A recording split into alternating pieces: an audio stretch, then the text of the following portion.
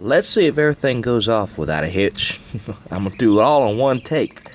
Let's do some setup and maintenance on this Dean of mine. It's in need of some new strings. It's in need of a little cleaning. It is really dusty. So let's see. Let's have some fun. Let's hang out together. It's a beautiful morning. Fall starts in a couple days. I mean, it's probably high 60s right now. I mean, it's a beautiful morning. So she's going to get, my old friend here, she's going to get a set of Earthwoods from Ernie Ball. They're not sponsoring me at any point, by any means.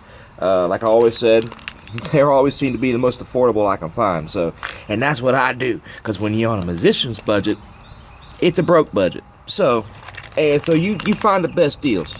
And I found this. Surprisingly, this was the cheapest that I did find. I didn't go online. Actually, I went into one of the stores, retail stores. I guess because my impatience, I couldn't wait.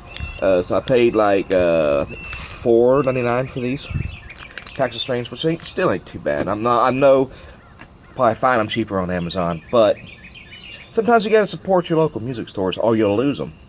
So let's see what we can get into. I'm gonna do a little bit of a little fast forward editing here, so you don't need to see me take strings off. You know what happens. You just take the strings off and let's get started. Here's a little bit of an editing thing for you. Welcome back. During that little edit job, I went ahead and cut the strings. Now I'm going to take them off the ends here. Yeah, I missed y'all. Just hanging out doing this, just fixing up guitars and changing strings. Now this is fun to me. Might not be fun to some people. But if you enjoy doing this just as much as you do playing, then I guess you're just a true guitar banjo player. I took a little hiatus in the banjo lessons, but don't worry, they will soon come. I'll pick back up on them. I figured there's still enough. That was really stuck in there. Which means that it was doing its job. It was on there good, right? There's plenty for y'all to go back on this channel. There's plenty of videos to go back and touch up on the basics of banjo and stuff like that. And I'm gonna do some guitar videos and stuff like this. This is fun for me. I like doing this. Just hanging out, taking that off there, take that out of there. Now what I do, I always have a hard time with this, so I'm just gonna very easily pull up, get rid of that, and put these to the side,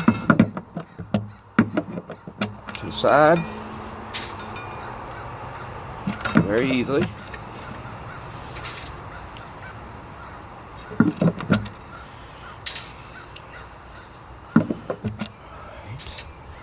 Now,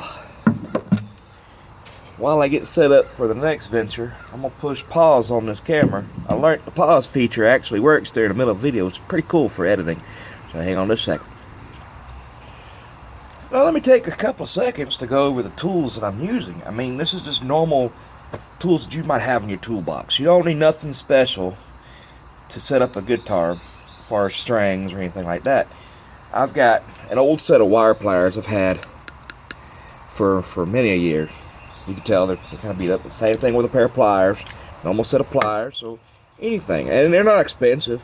I mean, you can go to like Walmart or other chain stores. I mean, this is probably, I can't remember, but I'm pretty sure I didn't pay no more than $1 for these and maybe 88 cents for these pliers. And I've had them for a long time. It's for basic guitar setup. Now, I like to check the straightness of my neck on guitars for a bow or a back bow. You know, back bows, when the neck looks like this too much. When it's too straight, your neck can actually look like this.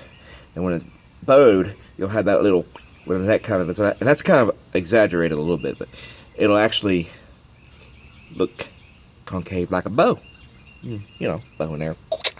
So I got this little framing square, which you can pick up at most all, stores like Walmart. This one actually, this particular one, came from the Dollar Tree.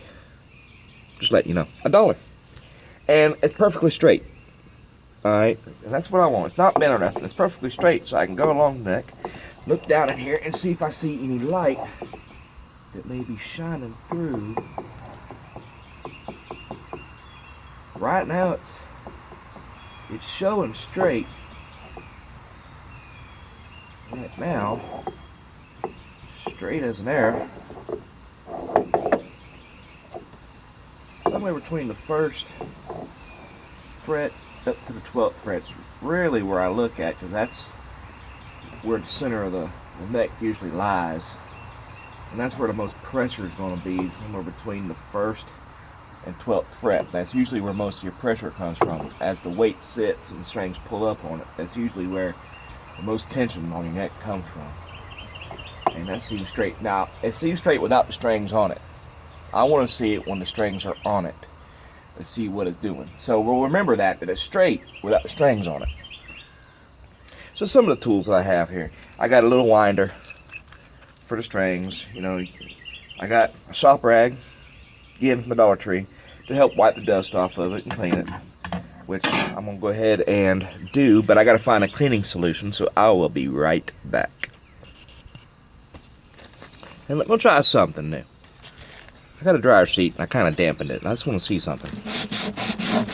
And it's got a little solution on it too that should help kind of clean up a lot of the marked stains.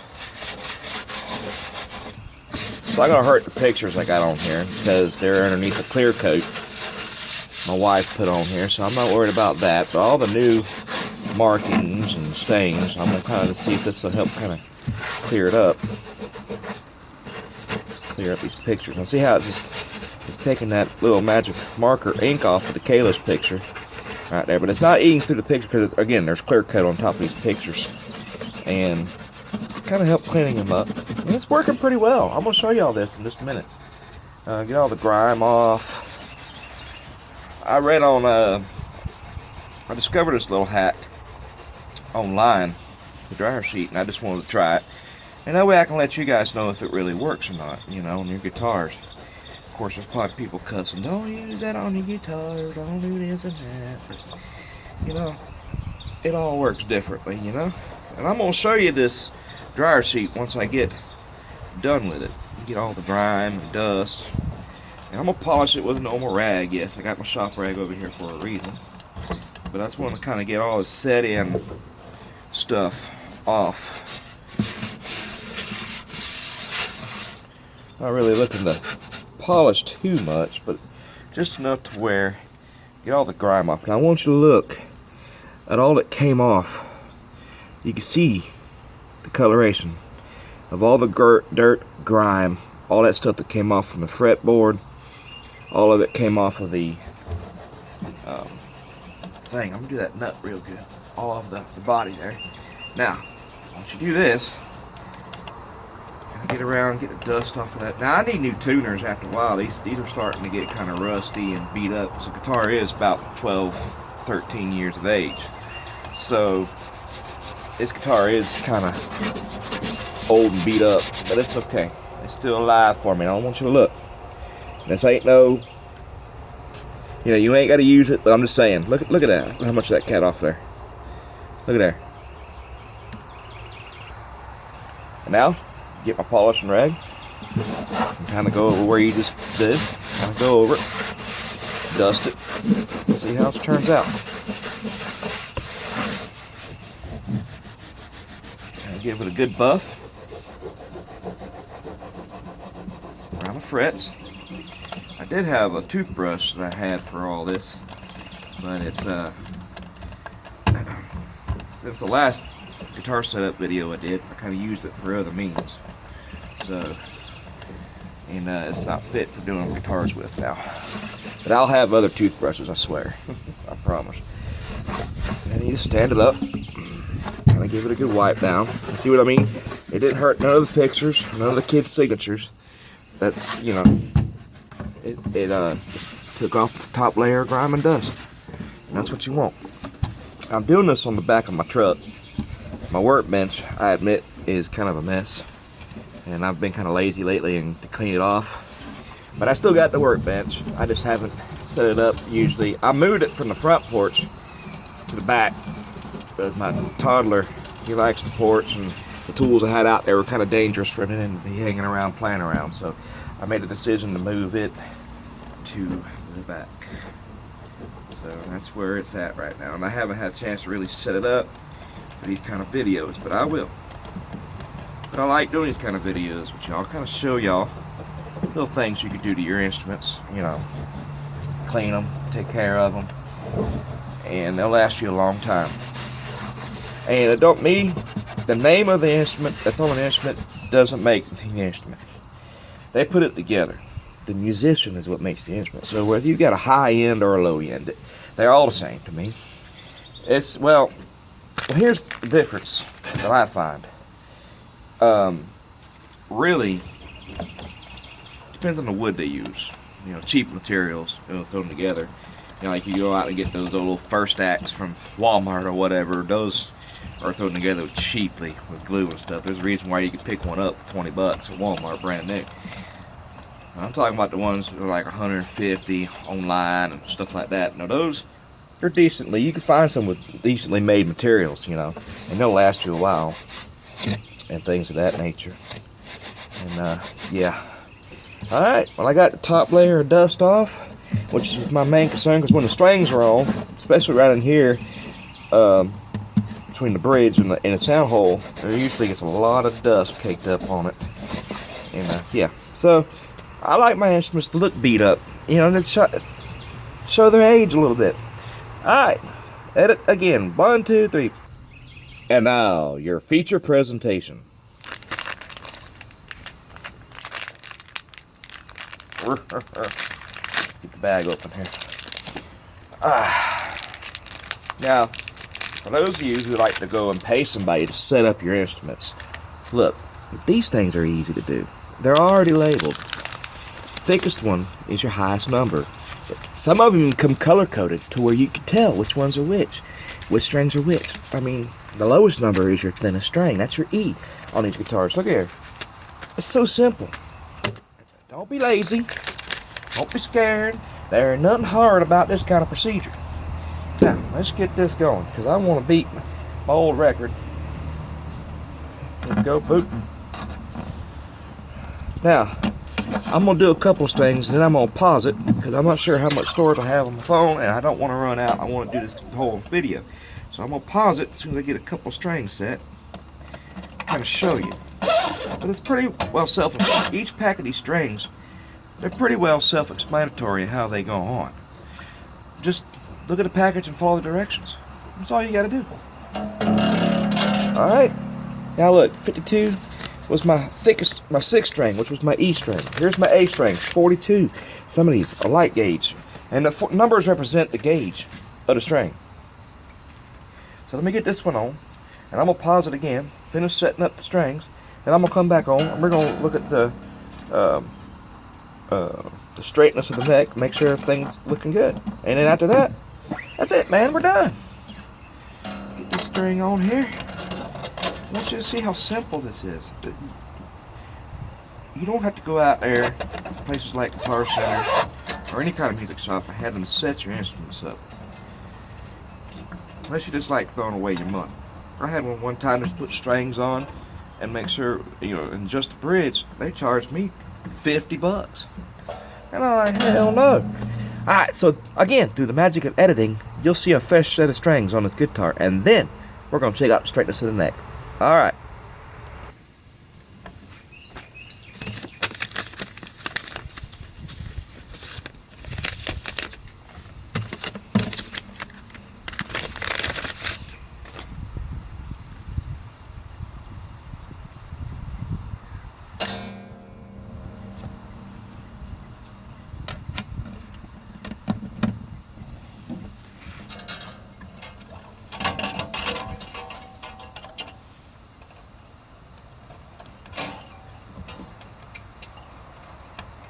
Sometimes that happens. You try to get them in the hole and they just pop back out.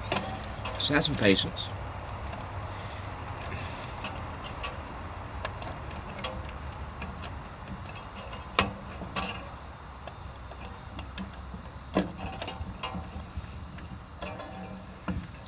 Those of you who have never set up a guitar before, I'm show you something that's real important though. There is one thing you got to keep in mind when you're doing these strings. It's the direction that you're turning these tuning pegs.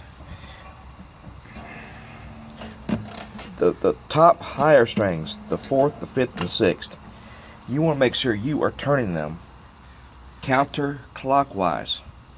There's a reason for that, because when you turn them, you're tuning them up, you're putting stress against the nuts, how they lay in that nut. If you run it a different way, they're putting different kinds of pressure against that plastic nut, it'll strip it out, you'll get buzzing, and eventually strings won't stay in place because you'll damage the nut. So after a while, so it's very important that you run the thicker strings counterclockwise, and when you get to the thinner strings, 3rd string to the 1st string, you want to make sure you run them clockwise, always. Just pay attention to how they're going on and how they're running. Good helpful tip. Okay, so all the strings are on it now. Now what I want to do is I want to get it into a rough tuning. One or two things I'm going to do now is I'm going to get the strings settled into the pegs. There's a trick to that. Let me show you. Bring it up to a rough tuning to about where you think it's in pitch, which sounds about right for that E. Now what I do, you're helping them for the first few hours you put new strings on, it's going to pull against it. So it's going to always go flat, the tone's going to drop. So you're stretching it at that peg, it's settling into it, right? What I do is I go ahead and I pull against it already as I set it into the peg. Now, very important, another key note, do not cut the whiskers, which is these little extra pieces of string, off until you are absolutely done setting this up. You never know, you might have to pull the strings back off. Once you do that a couple times, it will fall flat. To kind of get it settled into this peg already, till the tone stays. Other string.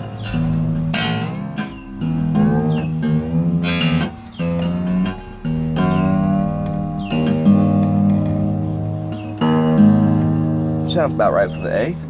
Again, don't do it where you break it. Just kind of move it around a little bit, shift it, pull up, slap it a little bit, push down, because it's going to be wiggling anyway when you play it, because the vibrations. So you're kind of imitating the vibrations that would be occurring with the string, and it's settling it into the peg. See how it went flat? Did you hear it? There it is. It's settled in there. Another little key thing. Again, for the 4th string, bring it up to pitch.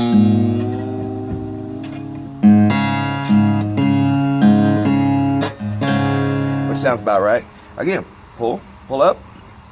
To the side, to the other side, down. Again, you're just imitating the vibrations, settling this into the peg. Now you hear the difference. Now, before I started stretching that string, it was in tone with the A.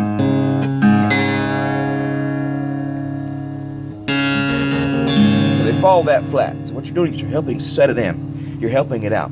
You're helping the process along.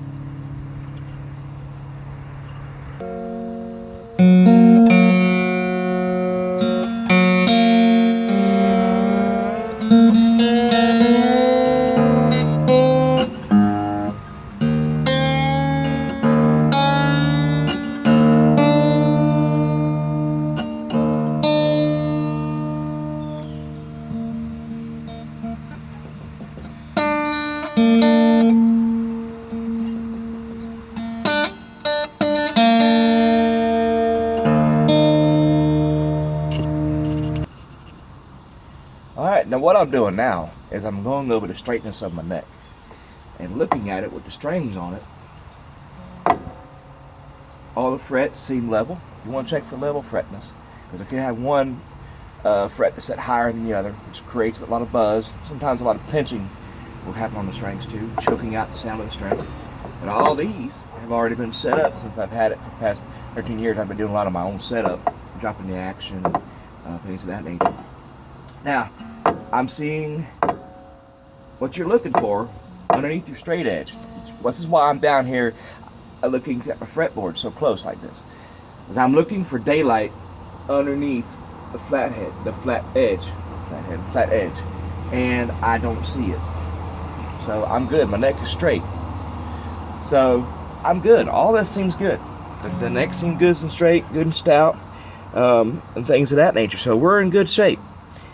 When you're doing your action on these, and I got a couple minutes, I hope, before this shuts off on me. When you're doing your action, you can do one or two ways. You can go through and adjust the truss rod, kind of straighten your neck out, because you could have a bow, which is keeping the strings high up off the fretboard. Another way you can do it is your saddle. This little white piece, little plastic piece back here, you can sand it down. Pop it, it pops out. When you do your string change, pop it out and kind of sand it down. And what I would do, leave one of the old strings in, like the G string, the third string, leave it in. And then once you get the saddle sanded down a little bit, pop it back in, pop that G string back into the tuning peg, tighten it, and look at the string height, and keep going to your desired height. That'll help you gauge how low that string is getting to the fretboard, because there is a such thing as having it too low, and when you play around here, around, let's say, the 7th fret, it'll start hitting and vibrating against these top frets up here, and you'll have a lot of fret buzz. So, with that being said, it's tuned up, and it's ready to go. Now, I don't own a tuner, so this is kind of a rough tuning that I have it in now. You see me settle the strings. She's ready to go. Alright guys, I appreciate y'all hanging out with me doing this, and the banjo videos, banjo tutorials, and the frettling, it'll be back soon. I haven't got rid of that, and just been taking a little break off of it. I figured I have enough material out there that y'all can go back and learn and go over the basics with. And I'm going to have a bunch of guitar stuff. You've seen a couple of covers that I've had on here. I've been having fun with that too. Get on here playing and singing and having a good old time. So before I run out of time, I want to say goodbye and keep playing, guys.